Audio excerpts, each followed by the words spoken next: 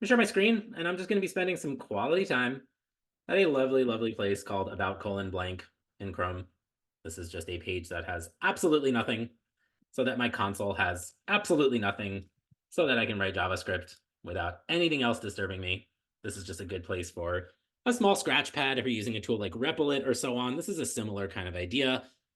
I like using the Chrome console. Replit is a totally fine alternative, but I don't have to worry about a text editor and setting things up and so on. So I'm just going to write some little snippets of JavaScript here. So why don't we start with scope? What is scope? What is that idea of scope? What does scope mean? Where your data lives, where your data, specifically your variables or functions, are declared. And in JavaScript, we have a couple different kinds of scope. We have the global scope. And the global scope is where you declare variables, and those variables are accessible anywhere. From inside of functions, from inside of functions and functions, from other places. That is the global scope. These are called global variables. They are accessible everywhere in your program. Global variables are not bad per se, but you often want to try to limit the number of global variables you have because you can imagine these are accessible everywhere. These could be overwritten everywhere. So it's a little bit tricky to have to manage a tremendous amount of global data. The second scope that we have is called function scope. If I make a function called say hi, and inside here I have greeting, and that greeting is hello, well, better yet, call it hi. If I go ahead and I just call this function say hi, so you may know what the value of greeting is right now. If I press enter, feel free to throw it in chat. Feel free to raise your hand, but if I press enter right now, what is JavaScript going to tell me? I made a function, I called that function. Inside of that function, I declare a variable. Over here, I'm back in the global scope. I want to see what I get back. Any thoughts here? We got undefined. So Jeffrey's got undefined. Any other thoughts here? When in doubt, you could just say undefined also. That's always a good start. Wow, that's a thumbs up for this one. Okay. We're on the undefined bandwagon, but that's an awesome guess. And it's so awesome because it's wrong. And there's an awesome, awesome learning opportunity here. This doesn't give me undefined. This gives me what's called a reference error. Undefined is a special value in JavaScript. When you declare a variable and you do not give it a value, its value is undefined.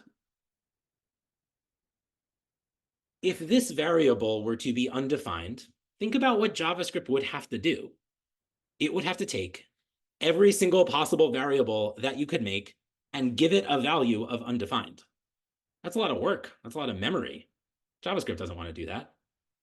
If you access a variable outside of its scope, there is no reference, there is no ability to get the memory location or the reference to that variable, and therefore this is a reference error.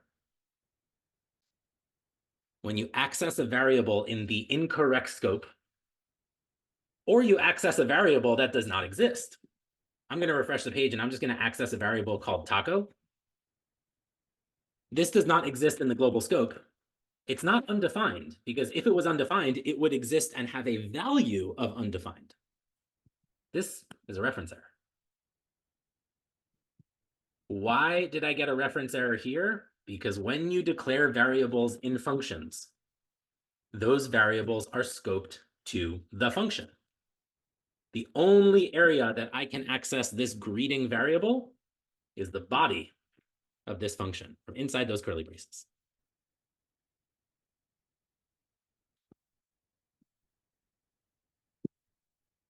This doesn't matter right now if I use var, let, or const. There are three ways to declare variables. Let and const are the much more common ones nowadays, so that does not make a difference right now. This is function scope. When you declare a variable in that function, that variable is scoped to that function. When you declare a variable in the global scope, that variable is accessible anywhere. So if I declare first name, I can go ahead and I can use that first name variable, and I can return greeting with an empty string and first name. And when I call this function, I get back hi, which was defined in the function, as well as access to first name, which is defined in the global scope. So functions can use variables in the global scope because the global scope means it's accessible anywhere. But if I try now to access first name, great, it's in the global scope. That works well. If I access greeting right now, what am I going to get? I'm not going to get undefined. I'm going to get a reference error because in the global scope, there is no way to get to the location in memory or where this variable lives. There is no reference right now. So when you get these kind of errors, embrace that. Read the error message, see what's going on. Oftentimes, reference errors occur when you make a typo. You're looking for this variable called first name with 2 E's. So very commonly typos, but also sometimes you're just in the wrong scope. I'm going to go dock this out so we can get a little bit more real estate here. Where your variables live, that's your scope. JavaScript has a couple other kinds of scope as well. So we've got global scope. We've got function scope. We also have what is called block scope. And I want you to think of a block as a set of curly braces, but not an object or a function. So where in JavaScript do you find yourself making curly braces and doing something inside when you are not making objects or functions? What keywords in JavaScript, you can throw this in the chat, what keywords in JavaScript have you used that you specify and then you open up some curly braces? Yeah, Jeffrey, very good. Your loops. For, while something, do something. So all different kinds of loops that you have. What else? What other pieces of code do you find yourself opening up blocks for?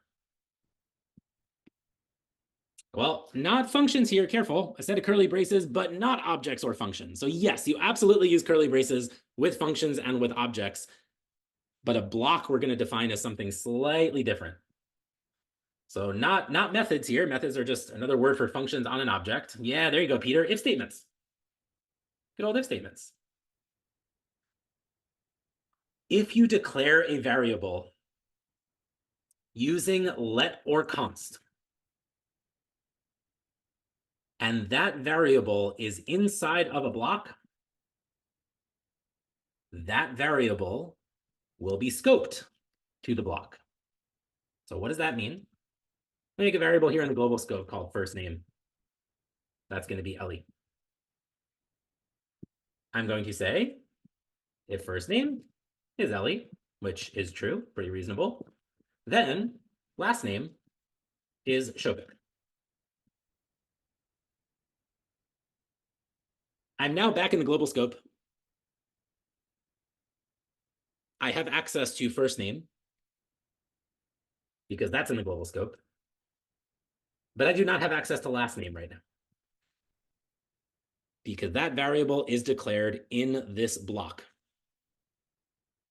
So when you declare a block, if statements, loops, try catch, any construct in JavaScript that creates a block.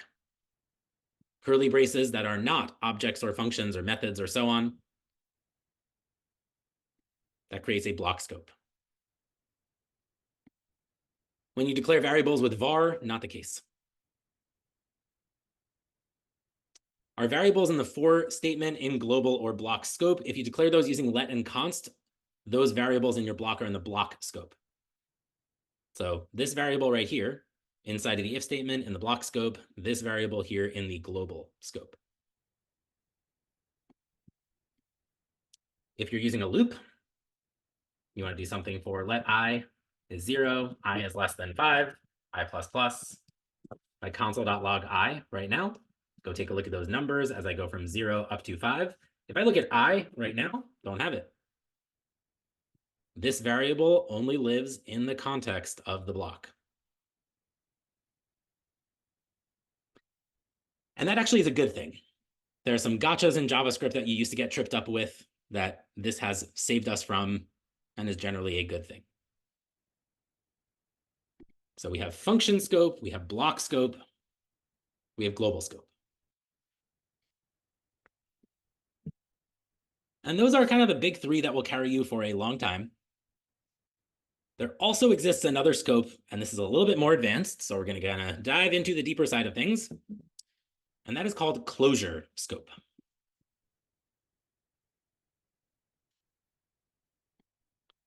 And closure is a very, very fancy idea when we have functions that return other functions. So I'm going to show you some code. I'm going to show you some syntax. We'll talk about how it works, and then I'll talk about why this is such a powerful idea. In JavaScript, you can make functions, and your functions can return anything: a number, a Boolean, a list, an array, an object, a string, a set, whatever it is that you want. Your functions can also return other functions. You can make them anonymous, or you can give them a name.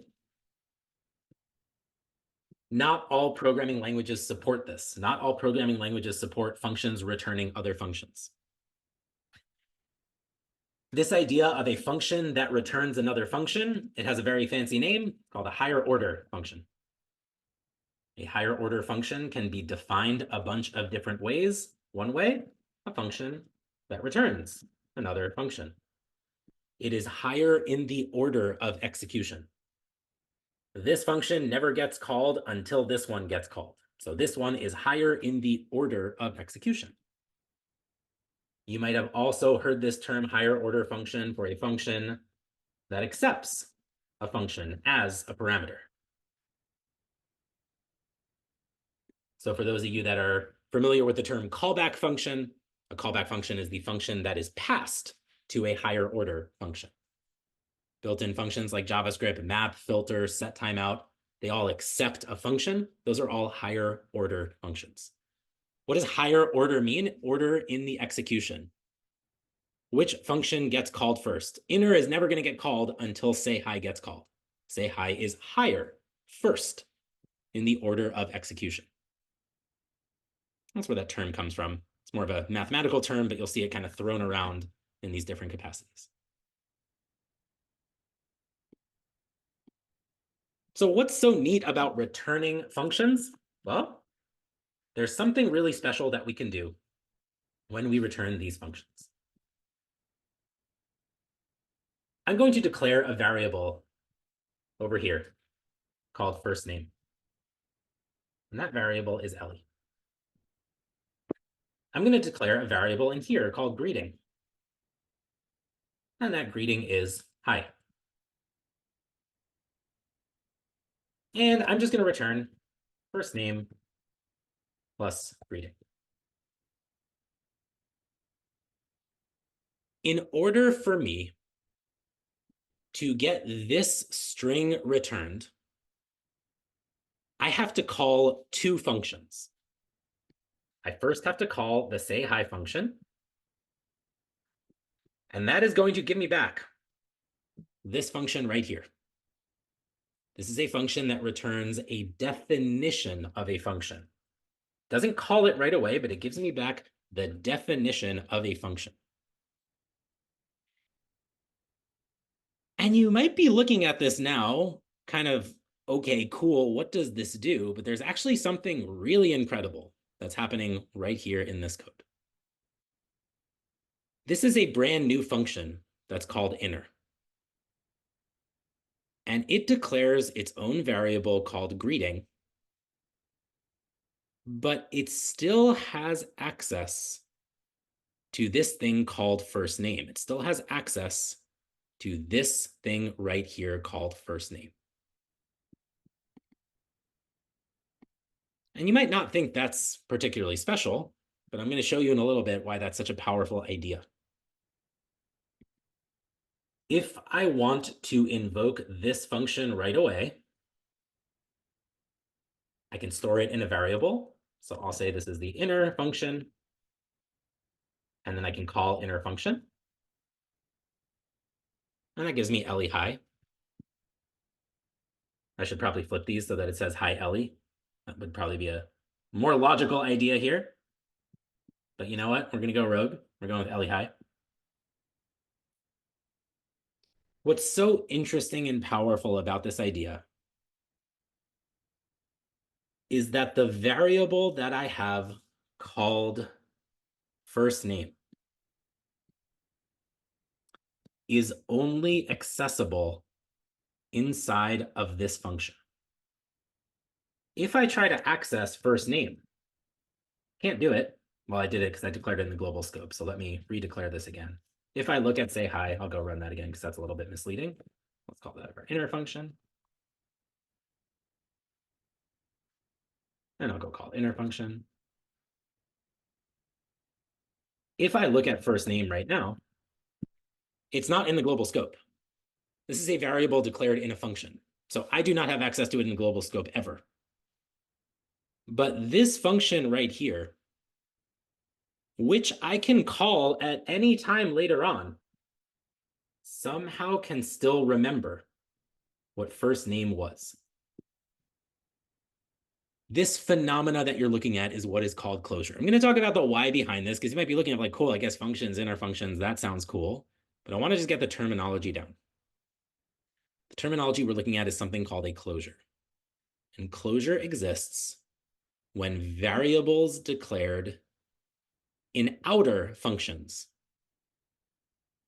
can still be remembered in those inner functions. Even though this outer function has returned, it's long gone, it's essentially cleared from memory. If I look at inner function right now, there is no outer, there is no say hi function, that's long gone. Yet somehow there's still the ability to remember or access this variable here, first name. And this phenomena is called closure. Closure is the idea of variables in inner functions that are declared outside, but can still be accessed or remembered.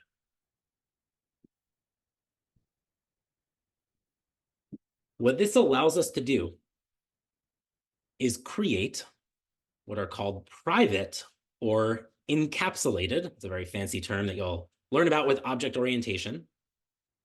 A private variable, a variable that cannot be modified outside of here, but that I can still access.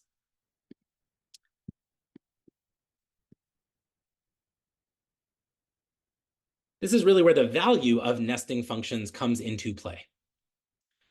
I'm going to give you all an example. I want to build an application. And this application creates a counter. I want functionality to decrement, lower by 1, the counter. I don't want anyone to mess with the counter. These are our requirements. This is the software requirements that we need right now. I want to build an application. I just want a counter.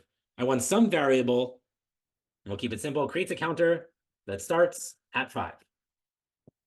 I want functionality to make that counter go down, and I don't want anybody to mess with it. How do I do that? I want to make some variable.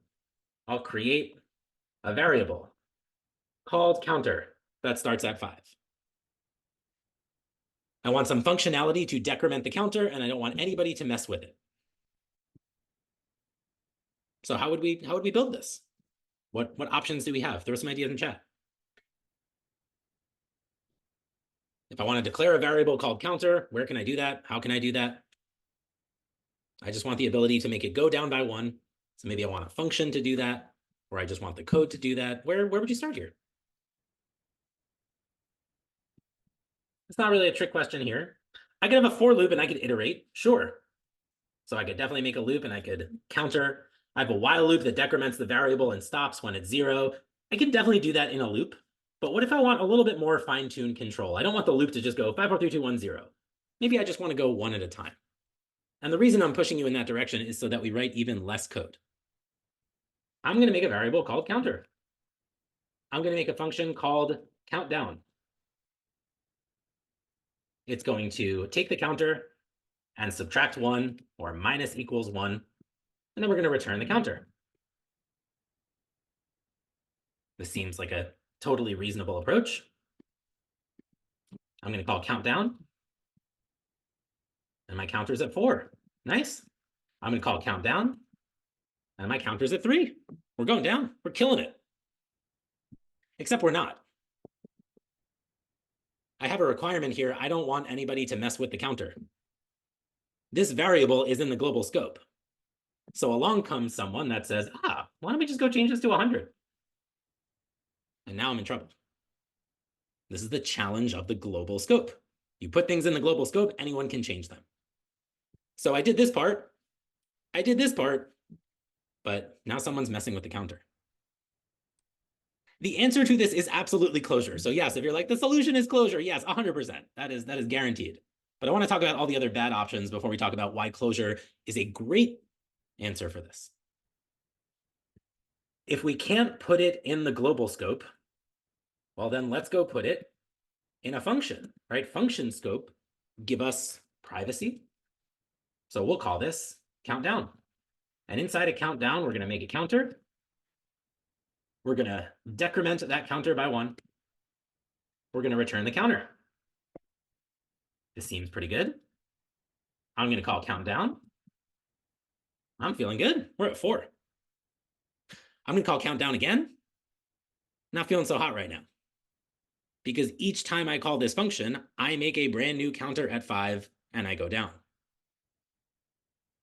We've gone from something that is so public that anybody can mess with to something that is kind of almost too private that keeps getting redeclared. So I kind of want the Goldilocks answer here. I want something in the middle. I want it to be able to be changed, but I don't want anybody to mess with it. This is where that idea of encapsulated or private variables come in. The way that I can solve this problem, one way to solve this problem is closure. There are other solutions to this problem, so it's not like closure is the only thing you can reach for. You can do this in an object-oriented ways. Closure is what's called a functional programming idea. Functional programming is a style of programming, relies on functions and other ideas. Object-oriented programming, another style of programming that involves classes and objects and other ideas for structuring your program. So closures is just one path towards designing programs. This is not the only solution to this problem. This is just a nice example of where closure can help. How can I use closure to solve this problem? I'll make a function called counter. I will declare a variable called count, started at 5. I'll return a function, can make this anonymous, can give it a name, doesn't matter. And inside here, I will decrement the count and return the count. What this allows me to do, I'm going to go just bring that back again because I used const to declare, so I'll keep it simple here. I am going to store the result of this function in a variable. Call that my first counter. My first counter right now is a function. It's a function that decrements a count and returns it. But wait a minute. This variable right here was declared in a different function that has long returned. So how does this my first counter, how does it remember, how does it have access to this count variable that lived in an outer function that returned? Through closure. That is the phenomena of closure. The ability for inner functions to remember variables declared in outer functions that have returned. So when I call my first counter, 4, 3, 2, if I try to access the count right now, I can't do it. This count is not in the global scope. It is in what's called a closure scope. It's a variable that was declared outside that is still being remembered and used inside of a new function. People often like to call this a encapsulated or a private variable. The only thing that can read it and change it is that inner function. And if I go ahead and I make a second counter, this will declare a brand new count. So when I call my second counter, I'm back at 4. When I call my first counter, it's a totally different number. Each time this function is called, a new count is declared. So all of this data is private and separate across each of my function calls.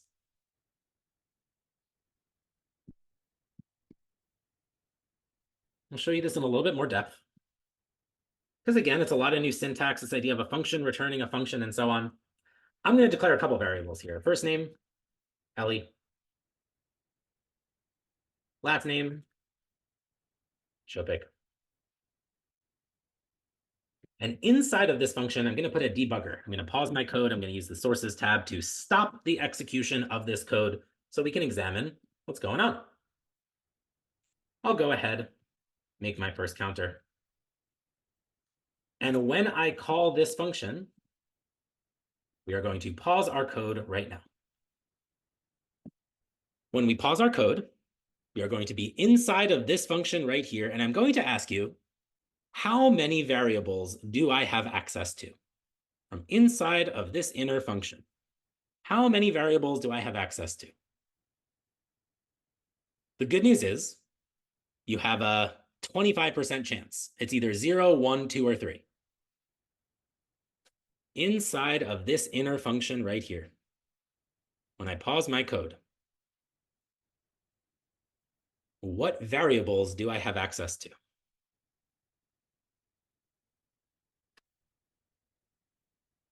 This is an inner function. We can see here, if you're familiar with this concept of the call stack or where your functions live, there is no counter function. Counter has long returned. So how many variables do I have access to? 0, 1, 2, or 3? I'll give you a second if you want to put those in the chat. All right, Travis, you're a lone winner. Why do you say 1? I was assuming 1 because we're only returning count, so we're only interacting with one of those variables. We're only interacting with one of those variables. JavaScript is not dumb. JavaScript, well, I mean, that's a hot take, but JavaScript itself is not going to do more work than it needs to do. Inside of this function, it's a little bit of heavy lifting to say, well, hold on a second, you got to remember this thing that's returned. That's allocating memory for future use. That's taking up some space somewhere. When this function returns, before it's all said and done, the JavaScript compiler is going to say, oh, hold on, you're returning a function. Is there anything I need to remember inside here from the outside? Oh, count? Yeah, okay. Let's put that in the closure scope. Okay, I'll remember that. But what about first name and last name? I'm not doing anything with that in here, so no need to allocate any memory for first name and last name. That would be a waste. So JavaScript is smart. The compiler is smart. If you are not using any of those variables from outer functions inside, don't remember them. Don't allocate memory. Don't establish a reference to some place in memory that you have to hold on to that you're never using. Colin, what's up? So if I'm understanding you right, if you reference first name or last name in that inner function, then we would see those get added in your sources over at the closure part of your sources view. Yeah. So this is, if for some reason, just because, and granted, like, I don't really think you'd be doing this too much, but to highlight that point, let me go ahead and show you that. So I'll go bring back my first counter. I'll go call this. Just because I'm console.logging this, it has to be remembered. Yes, that is exactly the idea. You got it. Thanks. And granted, it's obviously very silly. You're not going to just remember first name to log it, but this is JavaScript saying, you're telling me I have to remember it, so I will remember it. You're not doing anything with last name? Okay, great. No problem. Last name, I don't need it. Last name, gone. First name, well, you're logging it, so I got to remember it. Count, got to remember it because you're using it. So any variable that you're using in this inner function, you still have to remember. And that's JavaScript just being smart. That's your compiler doing the work, figuring out what you need memory for and what you don't need memory for. And what you don't need memory for, don't remember it. Easy enough? So closure is this idea of variables in inner functions, a new scope that gets created with an inner function where we're using variables, we are referencing variables that were part of outer functions that have long returned. If I'm not using these variables, when this function returns, this is cleared from memory. There's no need to remember last name, it's long gone. But through this phenomena of closure, JavaScript is able to remember the variables like first name and count, even though counter has returned, even though counter is no longer in existence. The ability to still remember, to still have a reference to those variables, that is closure. These variables are closed over by a function. People often like to throw the word lexical scoping with closures. I think the term closures is more than confusing enough. So throwing a term like lexical scoping just kind of adds more to the, wow, this must be even harder than it is. In a nutshell, lexical scoping basically means you have access to that variable from where it is defined. So even though this variable is defined in the counter function, I still have access to it in the inner function due to closure. So you'll hear that term lexical scope thrown around. I think closure is enough for one day. But what does this allow us to do? What's the win that we get here? We get the ability for data privacy. We also get the ability to do some interesting things in our program. I'm going to show you a very silly example here, but this is a very important idea in functional programming called partial application. If you've ever come across the term currying or partial application, it's a very powerful pattern in functional programming, and it is based off of closure. So I want to show you this idea. Let's put on our accounting hats for a second. And let's imagine that we need to make a function to calculate taxes. This is a very, very silly function I'm going to make. And the function has some kind of state rate and some kind of amount.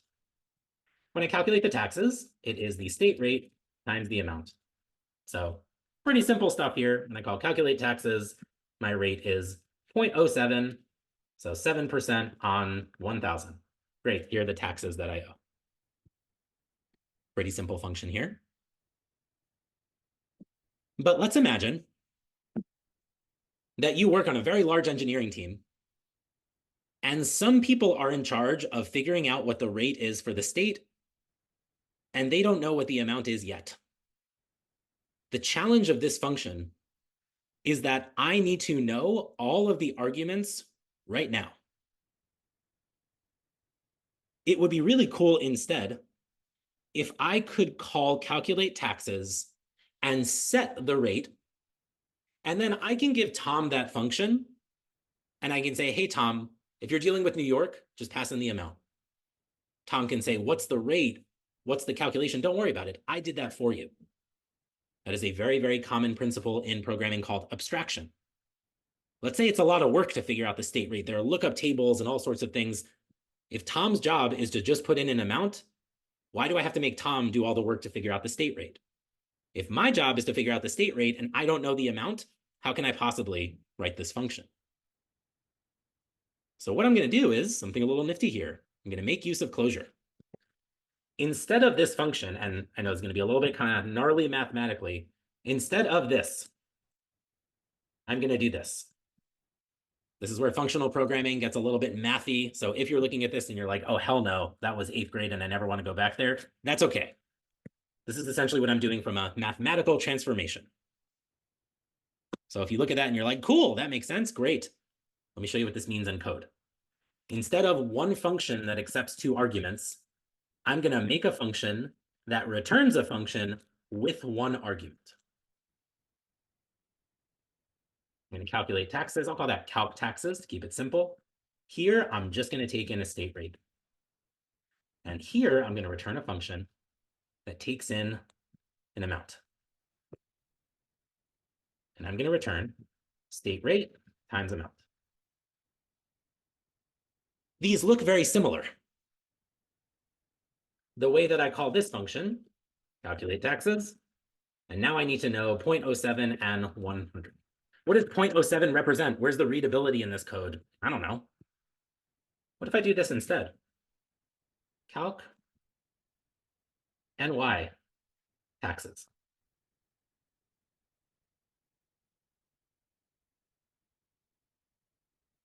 What I'm going to do here is I am going to call this function and pass in a state rate.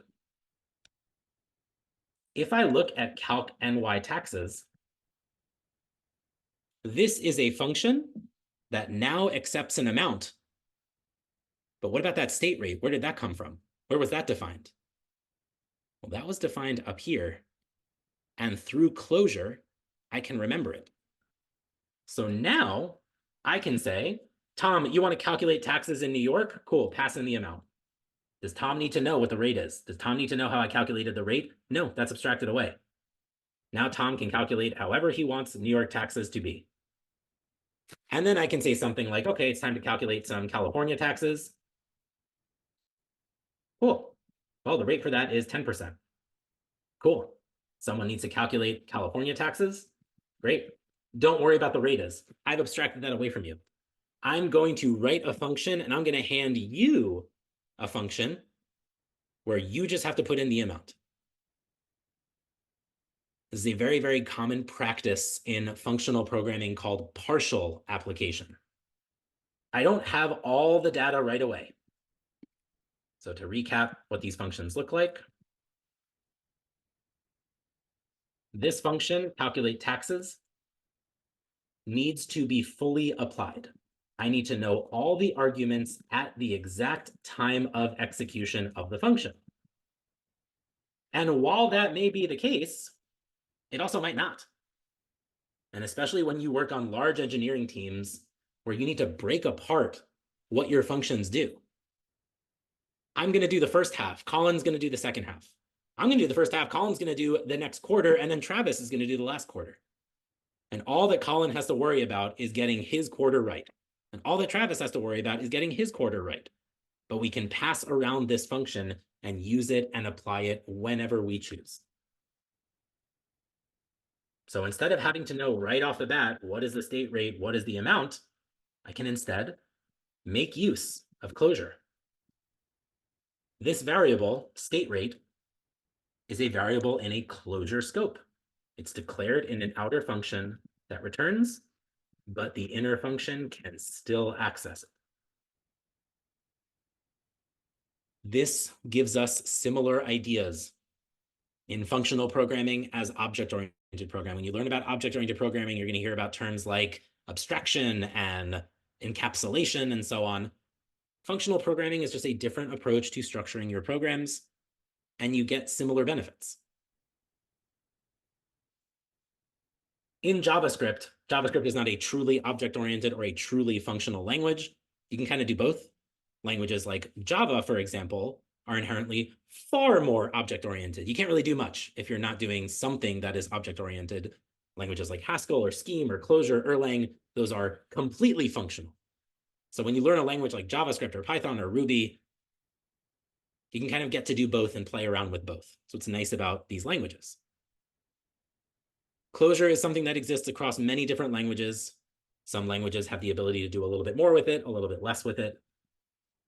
But all that it really gives us is this idea of private or protected or encapsulated, like stored in a capsule kinds of variables.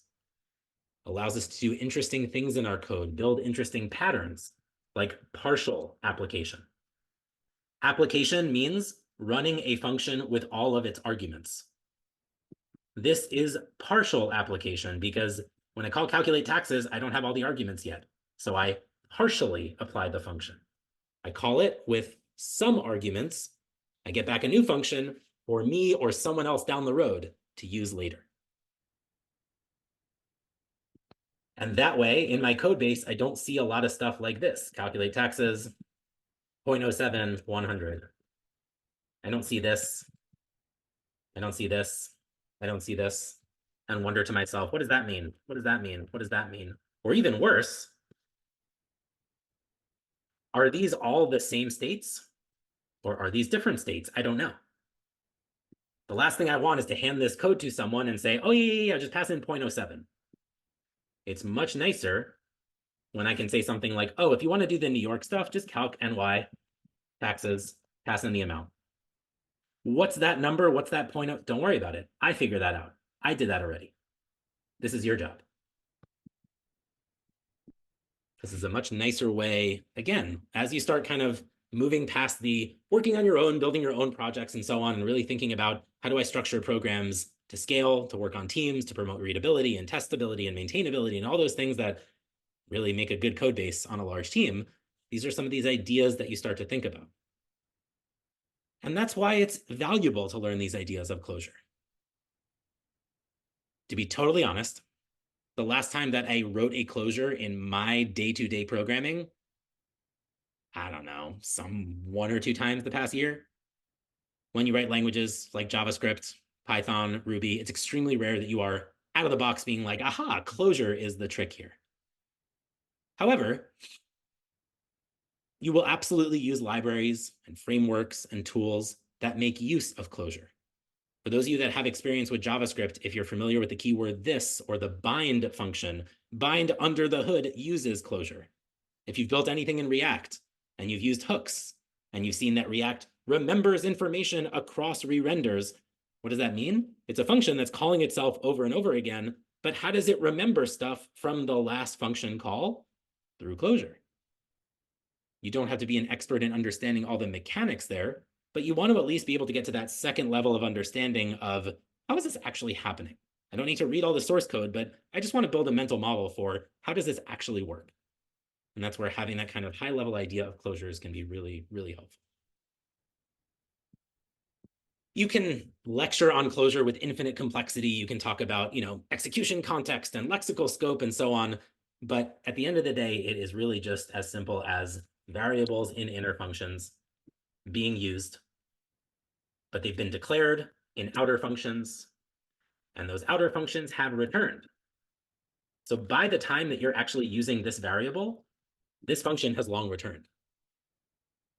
But somehow, some way, the compiler can still remember what this variable was. And that is because when JavaScript sees a function that returns another function, it doesn't just clear everything from memory. It says, hold on a second. Is there anything inside of here that was declared on the outside that I should still remember? If for some reason you have something on the outside that has been declared, it does not need to be remembered. So great, dereference it, deallocate memory for it. No need to worry. But if it is something that you need to keep track of, then hold a reference to it so that you don't get a reference error when you try to access it. So coming back to that reference error we saw from the very beginning, all the same idea. Questions on this idea? Closure, functions, scope, again. Hop in the Chrome console, play around, make these examples, go to Replit, get your hands dirty. It's just a nice way to kind of check your understanding for this. And pun absolutely intended, yes. Thank you, Spencer. Always one that's looking out. I appreciate that.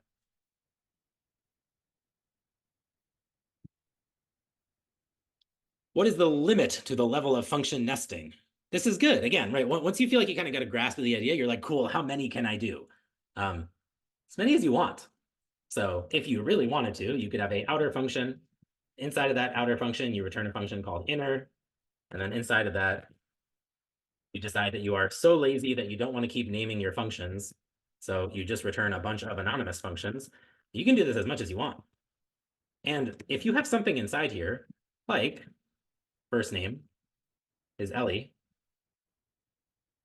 and then inside here, I want to return something like, you still there? First name. If I call outer over and over and over and over again, I don't know how many functions do I have? 1, 2, 3, 4. Yeah, I'll remember it. So again, when JavaScript sees this function return, it says, is there a function? Oh. Is there a function also? Oh. Is there a function also? Oh, is there a function also?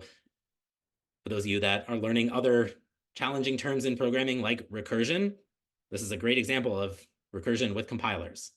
I see a function. Do I need to remember anything? I see a function. Do I need to remember anything? I see a function. Do I need to remember anything? I don't see a function. I'm all done. So for those of you that want to build compilers for JavaScript, which there are far and few, but if you happen to be that person, here's where you might find yourself even using recursion as well. So yeah, you can go crazy with this kind of stuff as much as you want. Other questions on what we're seeing here?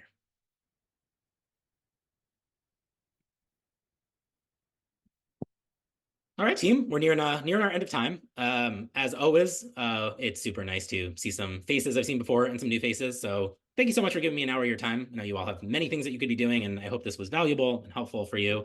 For those of you interested in a coding bootcamp, this is what we do for a living. This is what we love to do with a smaller class size and with your video on and with say a little bit more of a kind of rigorous approach to the entire education process. But this kind of gives you a feel of what our instructional style is like and who we are. Any questions on any of that stuff, feel free to reach out to admissions@Rithm School or myself, Elie, E-L-I-E, at Rithm School. Happy to answer any questions here. We've got a couple other really nice meetups coming down the pipeline. We've got a really nice TypeScript workshop coming up. We've incorporated a tremendous amount of TypeScript into our curriculum. It's kind of been evolving for a while, but we are really jazzed to kind of run through a lot of that with new groups of students, as well as people who are interested in that entire concept in programming and superset of JavaScript. Got other meetups coming up on all different kinds of topics. And if there are things that you do want to get more insight into, please just feel free to reach out and let us know. So it was really nice to teach these kinds of topics and bring new people to the community and show people what we're all about. So I'll end here. Thank you all so much again. Have a wonderful, wonderful weekend, everyone. And I hope to see you back on Zoom real soon.